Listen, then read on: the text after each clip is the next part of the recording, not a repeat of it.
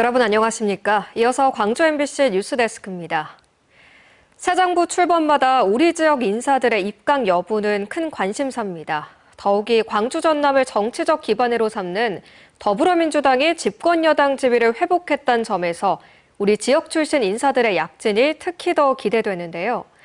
여기에 이번 주 새 원내대표 선출을 시작으로 대대적인 민주당 지도부 재편도 앞두고 있어 호남 역할에 이목이 쏠립니다. 주현정 기자입니다. 국민들로부터 새 정부의 일꾼을 추천받는 국민추천제도가 시작됐습니다.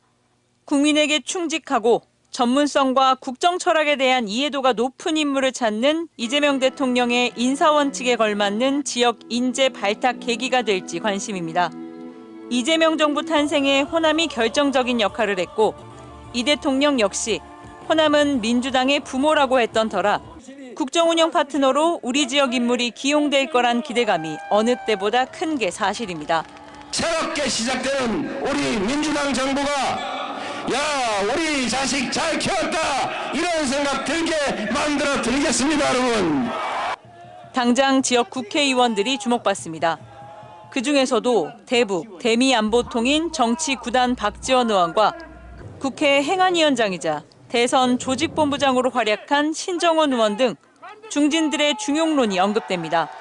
민영배, 박균택, 양부남, 정진욱 등 이재명 대통령의 손발 역할을 도맡았던 광주 국회의원들도 초선 일색이라는 한계에도 대선 전국을 거치며 정치적 위상이 높아졌습니다. 이 대통령 선대위에서 활동했던 정은경 전 질병관리청장과 임선숙 전 광주지방변호사회장, 이상갑 전 광주시 문화경제부시장 등도 입각 후보 물망에 오르고 있습니다. 100대 국정과제에 반영이 되고 구체적인 계획이 수립되고 실현되기 위해서는 인재가 그 자리에 가야 됩니다. 적극적으로 추천을 해서 우리 진정한 호남인들이 이 정책이라든가 예산 쪽에 갈 수 있도록. 다만 당장 이번 주 금요일 원내 지도부 선거와 이르면 다음 달 치러질 전당대회 등 굵직한 중앙정치 이벤트에서 지역 정치인들의 존재감이 읽히지 못하고 있는 건 숙제입니다. 호남 대망론 보고는커녕 안방에만 머무는 정치가 고착화되는 것은 아닌지 우려가 나오는 대목입니다. 지역의 문제를 중앙에서 이슈화할 수 있을 만큼의 어떤 정치적인 노력, 이것이 부족한 부분은 분명히 있는 것 같습니다. 호남 정치 복원의 구심점은 지역 정치인들의 과감한 정치 도전에서 시작될 수 있습니다. MBC 뉴스 주현정입니다. 광주 동구가 빈집을 반값에 임대해주는 정책을 마련했습니다. 빈집을 철거하는 대신 반값 임대료로 청년들에게 제공하겠다는 건데요. 도심 속 빈집 문제를 해결하는 새로운 시도가 될 수 있을지 주목됩니다. 천홍희 기자가 취재했습니다. 4년 넘게 비어있는 광주 동구의 한 단독주택입니다. 오랫동안 방치되다 보니 문도 제대로 열리지 않고 벽지도 대부분 벗겨졌습니다. 리모델링 수준에서 미장을 한다거나 한 다음에 도배를 하면 충분히 이용할 수 있는 정도의 내부 구성이라고 보면 될 것 같아요. 광주 동구의 또 다른 주택단지입니다. 이곳에만 10채 가까운 집들이 이 수년째 빈집으로 방치되다 보니 각종 범죄 우려도 큰 상황입니다. 광주 동구가 빈집 활용에 나섰습니다. 빈집 수리를 원하는 소유주에게 공사비로 최대 3천만 원을 지원합니다. 조건은 반값 임대료입니다. 집 수리비를 지원하는 대신 빈집에 세입자를 들이고 임대료는 주변의 반값으로 해야 한다는 겁니다. 대상은 청년과 신혼부부, 주거 취약계층입니다. 장기 방치하는 것보다 빈집을 활용할 수 있는 방안으로 빈집 거래를 지원하는 거고. 빈집 주변 주민들은 벌써부터 반기고 있습니다. 빈집이 늘어나면서 주변 거리가 활기를 잃었고 관리도 되지 않으면서 보기에도 좋지 않았다는 겁니다. 전혀 안 했죠, 관리가. 근데 이제 이렇게 한다고 하니까 다 다행이다고 좋다고 그러죠. 올해 광주 전체 빈집은 모두 1000여 개. 동구는 다음 달부터 동구 홈페이지에서 빈집 마켓 플랫폼을 열고 빈집 소유주와 임차인의 연결을 도울 예정입니다. MBC 뉴스 천홍희입니다. 복원이 진행 중인 옛 전남도청의 명칭과 운영 방안을 정하기 위한 첫 토론회가 열렸습니다. 토론에 참석한 5.18 단체와 학계, 시민사회 관계자들은 옛 전남도청 복원 후 명칭에 대해 5.18과 민주, 항쟁 등을 핵심 단어로 하는 다양한 의견을 제안했습니다. 운영 방식과 관련해서는 국립시설이어야 한다는 데는 이견이 없었지만 복원 이전처럼 국립아시아문화전당이나 문체부가 주체가 돼야 할지에 대해서는 의견이 갈렸습니다.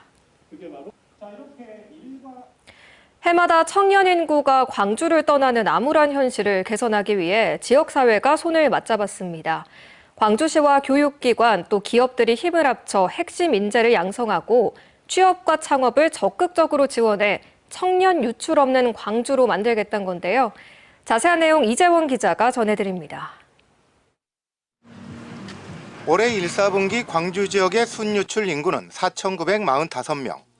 이 가운데 지역의 미래를 이끌어갈 20대는 1,795명으로 전체의 36%를 차지하고 있습니다. 취업과 학업을 위해 떠나는 청년층이 그만큼 많다는 의미인데 이를 해결하기 위해 지역사회가 똘똘 뭉쳤습니다. 인재를 산업을 미래로. 광주시는 교육청과 지역대학 그리고 기업 등 87개 기관 단체와 손을 잡고 산업별로 인재를 육성하기로 했습니다. 인공지능과 문화 콘텐츠, 반도체 등 지역 전략산업 분야에서 35만 명을 육성하고 미래 교육 분야에서 46만 명을 양성하는 등 오는 2030년까지 81만 명의 지역 인재를 키워내겠다는 목표치도 내세웠습니다. 그동안 우리가 일궈온 성과를 돌아보고 특히 라이즈 사업을 통해 추진해야 할 과제들을 확인하면서 더 이상 이제 광주에는 인재가 없어 기업이 못 온다. 이런 얘기는 나오지 않도록 만들자는 거예요. 교육청과 대학은 인재 양성의 핵심적인 연결고리를 담당하게 됩니다. 유치원부터 대학원까지 이어지는 인재 양성의 사다리는 지역 전략 산업에 필요한 인재를 배출할 수 있도록 체질 개선을 해나갈 계획입니다. 그리고 이를 통해 배출된 인재가 지역 기업에 취업할 수 있도록 시스템을 개편하는 작업도 추진됩니다. 기관과 또 산업체도 함께 해주시고 하셔야 인재도 양성할 수가 있고 양성한 인재라 우리 지역에 머물면서 인재가 능력을 활용해서 지역을 발전시킬 수도. 핵심 인재 81만 명을 육성해 지역 내 취업과 창업으로 연결시키겠다는 광주시. 떠나는 광주를 돌아오는 광주로 만들어낼 수 있을지 주목됩니다. MBC 뉴스 이재원입니다. 역사상 첫 비상계엄 배경이 된 여순 사건. 아직 완전한 진상규명이 이루어지지 않은 미완의 역사입니다.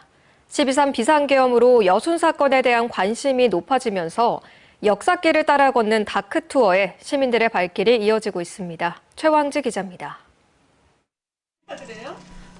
여순 사건 당시 수백 명의 민간인이 희생된 여수 만성리 용골입니다. 줄임표로 남겨진 말로 다 할 수 없는 유족들의 한. 추모객들은 위령비 뒤편에 새겨진 글귀를 한참 동안 바라봅니다. 국가폭력에서 민간인들이 희생된 그 이야기들을 접하면서 이것이 그 제주 4.3의 한 맥락과 이어져 있다는 거를 알게 되면서 좀 더 많은 그 놀라움을 좀 받은 것 같습니다. 국내 시나리오 작가들이 여순 사건의 역사길을 따라 걷고 있습니다. 제주 4.3 진압명령을 거부했던 14연대의 주둔지, 당시 무기고로 쓰였던 동굴은 어둡고 습한 공기까지 그날의 모습 그대로입니다. 이번 다크투어는 여순 사건을 다시 조명하고자 하는 작가들의 요청에 따라 기획됐습니다.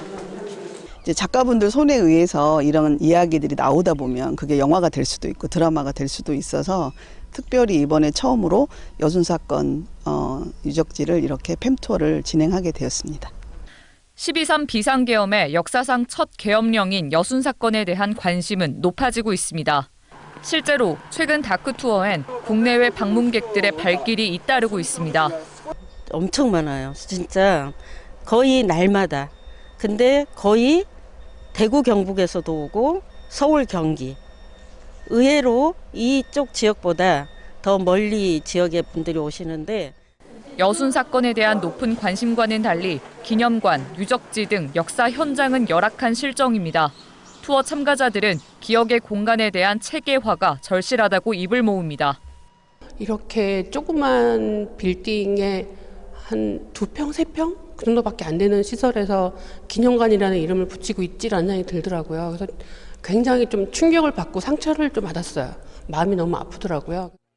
여순 사건의 역사를 기억하려는 움직임은 민간을 중심으로 활발히 이어지고 있습니다. 이에 발맞춰 더 많은 시민들이 역사길을 걸을 수 있도록 체계적인 정비도 필요해 보입니다. MBC 뉴스 최양지입니다. 생산량이 많은 가루쌀 소비를 높이기 위해 정부가 지역 자립형 소비 모델 발굴에 나섰습니다. 전국에서 생산량이 가장 많은 전남에서도 가루쌀을 활용해 가공식품을 만드는 시설이 문을 열었습니다. 김교희 기자입니다. 고소한 냄새가 가게 안을 채우고 갓 구운 따끈따끈한 빵이 연이어 매대에 놓입니다. 모두 가루쌀로 만든 빵으로 지역에서 난 가루쌀을 수확해 건조 분쇄한 뒤 재료로 쓰는 겁니다. 어색했었거든요. 가루쌀로 도대체 빵을 어떻게 만들까 이랬는데 먹다 보니까 가루쌀이 들어갔나 할 정도로 너무 부드러운 것 같아요.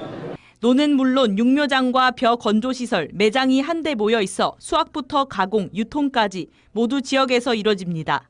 이곳은 가루쌀 소비 촉진을 위한 농림부의 지역 자립형 소비 모델 구축 사업 대상으로 선정돼 예산 9억 원을 지원받아 지난달 준공됐습니다.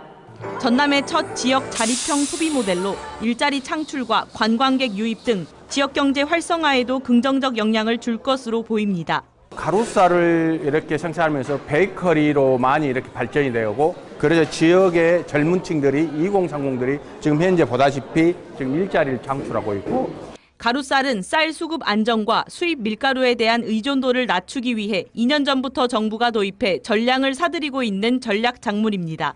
특히 전남은 지난해 국내 생산량의 40%가량인 15,000톤을 차지해 전국에서 가루쌀을 가장 많이 수확하고 또 해마다 느는 만큼 지역 내 쌀 소비가 더욱 시급한 상황입니다. 가루쌀에 대해서 소비가 확대되도록 제빵 기술이랄지 그다음에 제과 이렇게 품목을 추가해서 가공산업에 우리 가루쌀이 많이 활용되도록 정부는 가루쌀 육성을 위해 헥타르당 200만 원의 전략작물 직불금을 농가에 지원하는 한편 가루쌀 생산단지에 대한 교육과 컨설팅, 농기계 보급 등 지원을 이어나갈 예정입니다. MBC 뉴스 김규희입니다. 지난해 광주시가 사용하지 못한 예산이 5,400억 원이 넘는 것으로 나타났습니다. 사업별로 보면 국비가 교부되지 않아 쓰지 못한 상무소각장 재생사업 126억 원, 공사 지연 등으로 인해 사용하지 못한 도시철도 2호선 건설 1,600억 원, 장애인 복합수련시설 124억 원 등입니다. 광주시의회 관계자는 지자체 예산은 지역 경제의 마중물 역할을 해 계획대로 집행돼야 한다고 지적했습니다.